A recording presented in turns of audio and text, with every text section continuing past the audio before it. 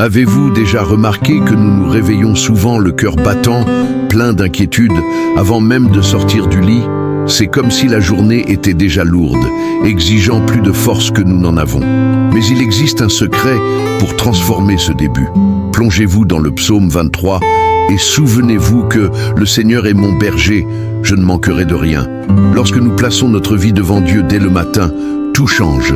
Les angoisses s'apaisent, les peurs s'affaiblissent, et même la vallée de l'ombre de la mort cesse d'être un lieu de désespoir pour devenir un chemin d'apprentissage et de dépassement. Imaginez commencer votre journée en le sentant vous guider à travers de verts pâturages et des eaux paisibles. Vous découvrirez ici comment cette prière matinale peut raviver votre espoir, apaiser votre cœur et vous donner du courage sur votre chemin. Ce n'est pas de la théorie, c'est de la pratique. C'est vivre chaque jour avec la certitude que la gentillesse et la miséricorde du Seigneur vous accompagnent, quoi qu'il arrive. Alors, restez avec moi jusqu'à la fin de cette vidéo. Je suis sûr que quelque chose de spécial vous touchera. Oh, et tant que vous y êtes, abonnez-vous à la chaîne, activez les notifications et partagez ce message avec quelqu'un qui en a besoin aujourd'hui. Et avant de continuer, je voudrais vous lancer un défi. Écrivez un mot de foi dans les commentaires. Ce pourrait être Amen, un cœur ou même Seigneur, je t'aime. Ce simple geste marquera votre engagement envers cette prière et ouvrira l'espace pour que sa présence se manifeste encore plus dans votre vie. Commencez la journée en vous rappelant que le Seigneur est mon berger. Je ne manquerai de rien. C'est comme remplacer une vision trouble par une vision parfaitement claire. On voit la vie sous un angle différent. Au lieu de se réveiller déjà préoccupé par les factures, les échéances ou les attentes des autres, on s'ancre dans la certitude que tout est là. Cela ne signifie pas que tout tombera du ciel, mais qu'il y aura toujours une solution, une porte ouverte, une ressource inattendue. Faire confiance à cette protection divine nous libère de l'esclavage de l'anxiété. Qui n'a jamais passé son temps au lit à se tourner et se retourner, se demandant comment payer ses factures? C'est précisément dans ces moments-là que ce souvenir du psaume 23 prend tout son sens. Se répéter « L'Éternel est mon berger » est comme prendre un tranquillisant naturel pour l'âme. Commencez votre journée en le déclarant à voix haute. Vous sentirez la paix envahir votre esprit. Bien sûr, la confiance ne signifie pas croiser les bras. C'est s'élever avec foi et faire le premier pas, même sans avoir une vision globale du chemin. C'est comme lorsqu'on décide d'étudier pour un examen sans être sûr que ce sera exactement ce dont on aura besoin, mais en sachant que ces efforts ne seront pas vains. La promesse est que l'on sera conduit vers de verts pâturages et des eaux paisibles, autrement dit, vers un lieu de subsistance et de repos, même au cœur du chaos. Dieu nous rappelle souvent cette providence dans des choses simples, un trajet inattendu, un mot gentil, ou même cette vente éclair au supermarché qui semble être une coïncidence, mais qui n'en est pas une. Si vous vous arrêtez et observez, vous comprendrez que la gentillesse et la miséricorde j'ai déjà suivi ton chemin. Cela change tout. Au lieu de te plaindre de ce qui te manque, tu commences à être reconnaissant pour ce que tu as déjà. Voici un conseil pratique. Avant de plonger dans votre téléphone le matin, prenez 5 minutes pour exprimer votre gratitude. Dressez une liste mentale d'au moins 3 choses pour lesquelles vous êtes reconnaissant. Cela préparera votre esprit à faire davantage confiance et à moins vous inquiéter. Avec le temps, cette habitude deviendra une sorte de coussin spirituel, amortissant vos chutes et réduisant votre anxiété. Alors, la prochaine fois que l'anxiété vous envahit, avant même d'avoir pris votre petit déjeuner, rappelez-vous, vous n'êtes pas seul, vous n'êtes pas abandonné au monde. Si le Seigneur est votre berger, il n'y a aucune raison de croire que vous manquerez de l'essentiel. Cela n'arrivera peut-être pas au moment que vous imaginez, ni comme vous le souhaiteriez, mais cela viendra. Et cette certitude suffit pour affronter la journée avec courage. Nous vivons dans une agitation où s'arrêter semble un luxe. Mais le psaume 23 nous offre cette image puissante. Un berger qui te fait allonger, il nous conduit vers de verts pâturages et près d'eau paisible. Ce n'est pas seulement de la poésie, c'est un guide pratique. Le véritable repos ne consiste pas simplement à ne rien faire, mais à apprendre à se reposer intérieurement, même lorsque le monde extérieur est bouleversé. Pensez à la différence entre sommeil et repos. Combien de fois vous êtes-vous réveillé fatigué, même après 8 heures de sommeil? Le repos que Dieu vous offre est d'un autre ordre, c'est le soulagement qui emplit l'âme, apportant la sérénité même lors des journées les plus difficiles. C'est regarder ces problèmes et réaliser qu'ils ne sont pas plus grands que la présence du berger qui marche à vos côtés. Maintenant, comment mettre cela en pratique? Une bonne méthode consiste à intégrer des moments de silence dans votre journée. Cela peut être avant de partir au travail ou même pendant vos trajets. Mettez un casque, mettez une musique douce, respirez profondément et répétez « Le Seigneur est mon berger, il me conduit avec douceur ». Cela crée un espace de paix intérieure que personne ne peut voler. Un autre point important est de savoir dire « non ». Oui, car souvent, le manque de repos ne vient pas des problèmes, mais des engagements excessifs que nous acceptons. Apprenez à prioriser ce qui compte vraiment. Le texte lui-même en parle pâturage verts et eau calme. Cela témoigne d'équilibre, pas d'agitation. S'accorder du repos est un acte de foi. Croire que le monde ne s'effondrera pas simplement parce qu'on s'est arrêté un instant. Et soyons sérieux, qui ne s'est jamais rongé les ongles pour des choses qui, au final, n'étaient même pas si graves? Quand on accepte une guidance bienveillante, même les inquiétudes perdent leur pouvoir. C'est comme faire du vélo en descente. Pas besoin de pédaler fort, il suffit de laisser le mouvement s'écouler. C'est cette légèreté que Dieu veut apporter à votre quotidien. Alors, si vous vous sentez constamment fatigué, anxieux et sans énergie, peut-être essayez-vous de porter seul ce que seul le berger peut soutenir.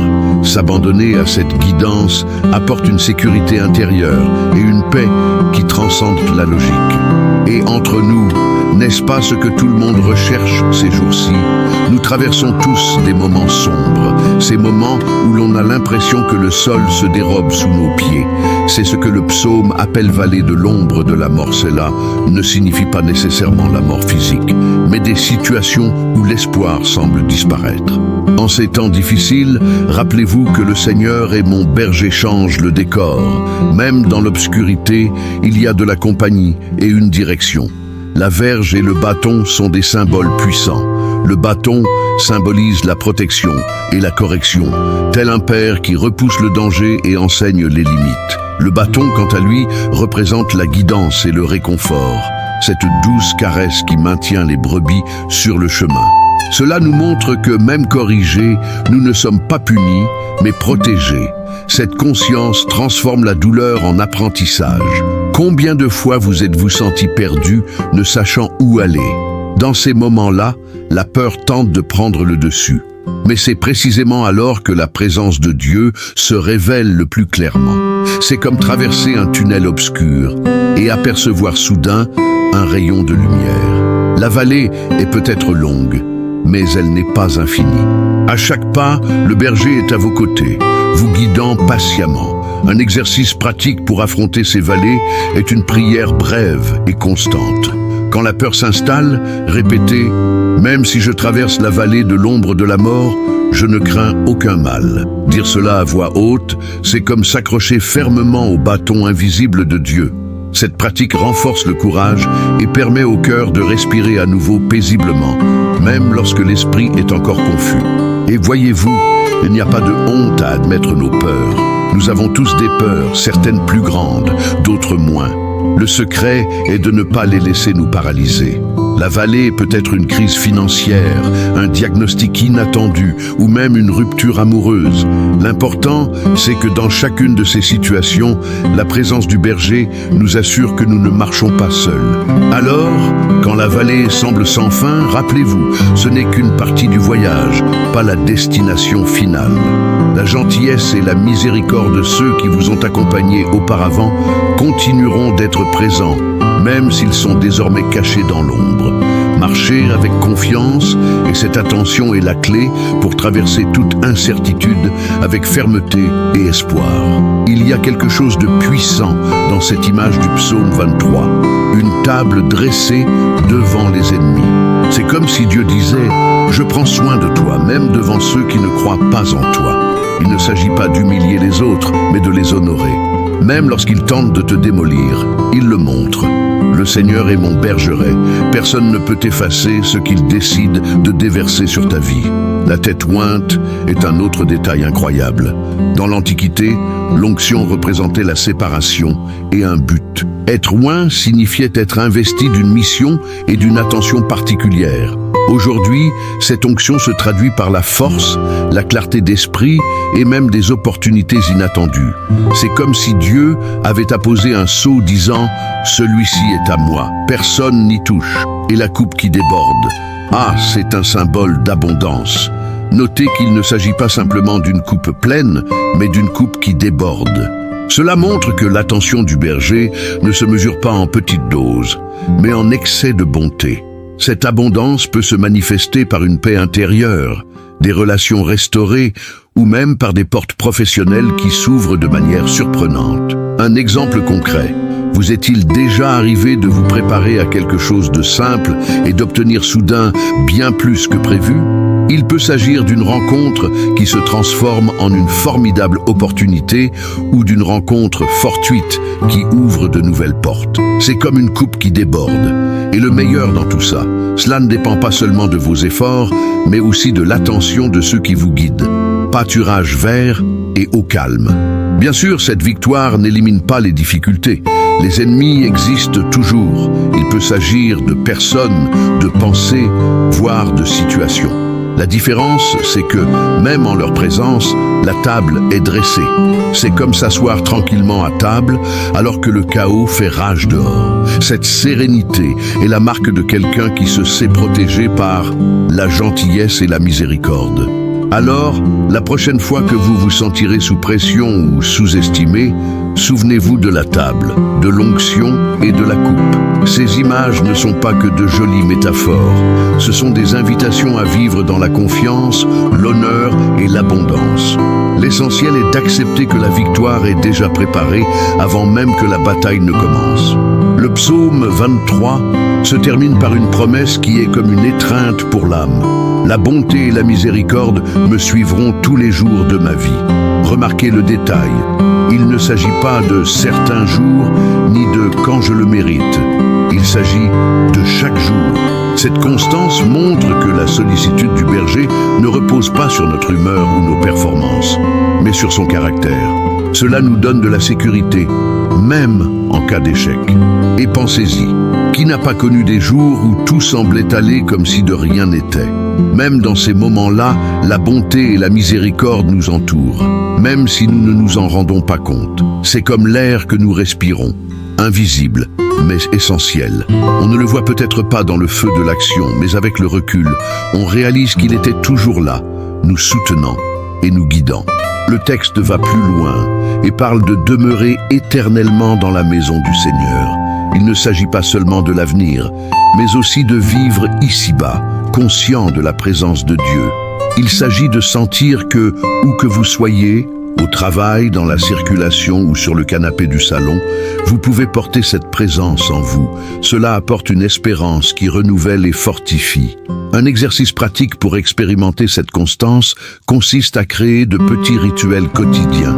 Cela peut consister à lire un passage du psaume 23 avant de se coucher ou à noter dans un carnet 3 fois par semaine comment vous avez remarqué la bonté et la miséricorde de Dieu.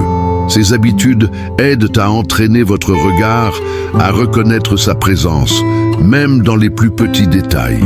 Il est intéressant de noter que le texte ne promet pas l'absence de difficultés, mais une présence constante d'attention. C'est comme marcher avec un parapluie un jour de pluie. L'orage peut éclater, mais on ne sera pas trempé.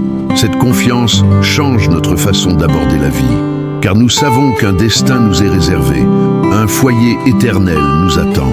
Alors, quand la peur de l'avenir tente de vous paralyser, souvenez-vous de cette promesse, la bonté et la miséricorde chaque jour, et la certitude que le chemin ne s'arrête pas là. Cet espoir n'est pas une fuite de la réalité, mais mais une force qui donne du sens à chaque pas.